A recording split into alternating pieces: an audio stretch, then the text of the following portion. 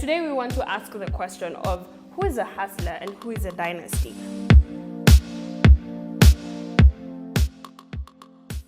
In moments of crisis is where governments have ideally formed their legacy and a benchmark for future governments. Today at TDC, we are here to break down the concept of classism in Kenya.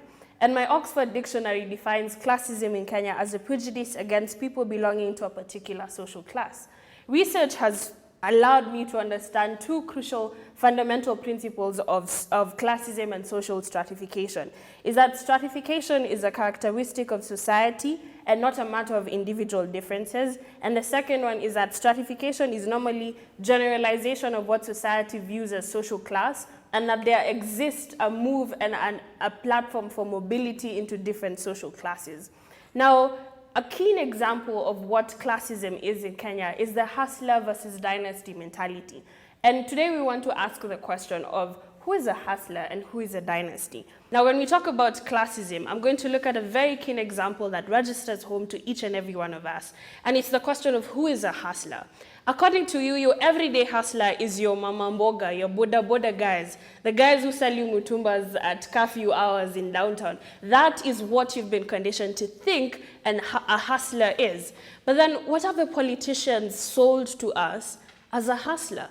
And continually, it's been underpinned with the impunity of self-entitlement, and the end justifies the means. In this concept, we're looking at people that ideally started from low beginnings, but we do not question the process in which they garnered their wealth. And at the end, when they come to us as people who we term as successful, that is what we've called a hustler. But a critical question is, do these people share the same privileges and have they endured the same experiences for them to call themselves as hustlers? What have we sold dynasties as in this country? We've sold dynasties as your political families that have reigned time and time again.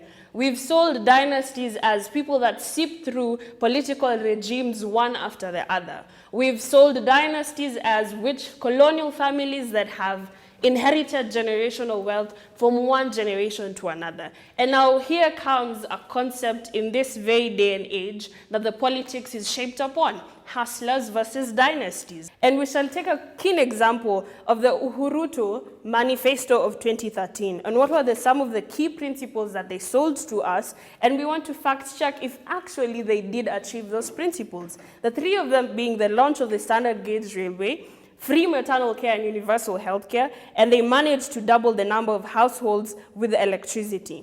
Now, the standard gauge railway ideally cost around $3.2 billion, and in comparison to the Ethiopian standard gauge railway that was equally financed by the Chinese, which cost $3.4 billion and was 250 kilometers longer and electrified in comparison to the Kenyan one that is diesel fuel, we want to do a cost value analysis. Was this an investment that was actually keen to what is the cost value analysis of it? And the question becomes is who is to finance this standard gauge railway? Ideally, we were supposed to pay for it in 4 years' time, yet we have been given an increment period or a grace period to pay the loan in the years to come. Now, just so you remember, it is the government of Uhuru and Ruto that sold for you that SGR and why it is important for us to take it. Let us not forget that in this moment of 22 politics, that it is the dynasties alone that sold to us the concept of SGR, development. It is both these two individuals. Now let's move to the concept to the manifesto of universal healthcare. We have been struck by a pandemic for at least a year now. Doctors have been on strike due to lack of proper PPEs, poor procedural methodology of handling this equipment, and basically lack of payment of doctors. Yet in the same government, the president will stand and tell its citizens how 2 billion shillings is looted every day in politics, yet doctors are not being paid. 86 of them being sacked for the same reason of supporting doctors' rights, and around 14 of them have died catering to the needs of people that have been affected by COVID-19. And we want to question again, does the deputy president claimed that he is no longer a part and parcel of the existing government.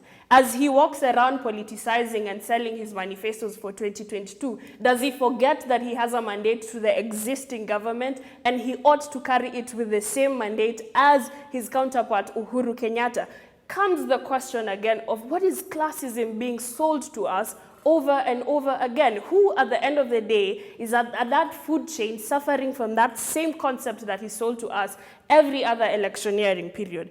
The third concept that the president is famous for mentioning is that grid electrification was doubled throughout his tenure in office. And I have to commend Kenya as a country that we're the first country in Africa to actually be able to develop geothermal resources, and we're the largest producer with around 745 megawatts. With a mix of solar, hydro, geothermal, we produce around 93% of the country's energy needs. Now, the president wants to come and put it that it is the Jubilee government that has facilitated double electrification, yet fails to recognize that it is the private sector that has fueled off-grid electrification of this country. The likes of M-Kopa, Azuri, Mobisol, those are the people that fundamentally have attributed to electrification in this country. Again comes the question of what sort of classism is being sold to us over and over again. So we cannot fully say that the Jubilee government is quote-unquote at the center of electrification in this country,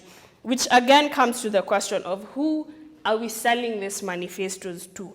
Over and over again, Tanga and Keleweke will sell us the politics of this is better and this is bile, and we are the people that deserve to be chosen and you do not deserve to be voted for.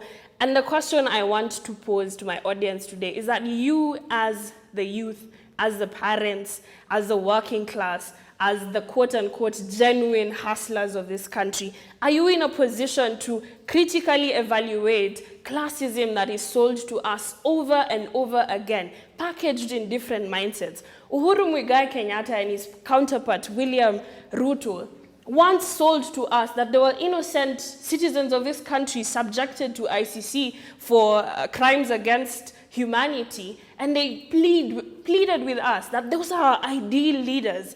And today the two of them want to sell us another version of classism that is hustler and dynasty. And it is for us to question, ideally, who are we being lied to? Who is telling the truth and who is not telling us the truth?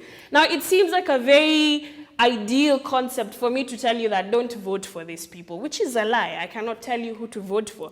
But there's a lot of power in that vote come next year and what you will do with it. And it starts at the grassroots level. The executive power is only able to control this country in as much as it has the political will going down the parliamentary chain. And that starts with your MCAs, your senators, your governors, the people that you vote through. Can we move from that mindset of six-pack ODM and six-pack Jubilee and actually vet the people that we want to carry into office? Because those are the people that will carry the revolution that this country needs to experience. I want to leave you with two quotes. And one is by the Samora Machel that he quotes, "Personalities and fame pass, but the revolution remains." And another one from the former president of Burkina Faso, Thomas Sankara, that while revolutionaries as individuals can be killed, you cannot kill their ideas. The Kieleweke and the Tangatangas will sell us their classism, but the ideas that you carry as young people is what will shape the future we want to see in this country. We here at TDC sell you those ideas.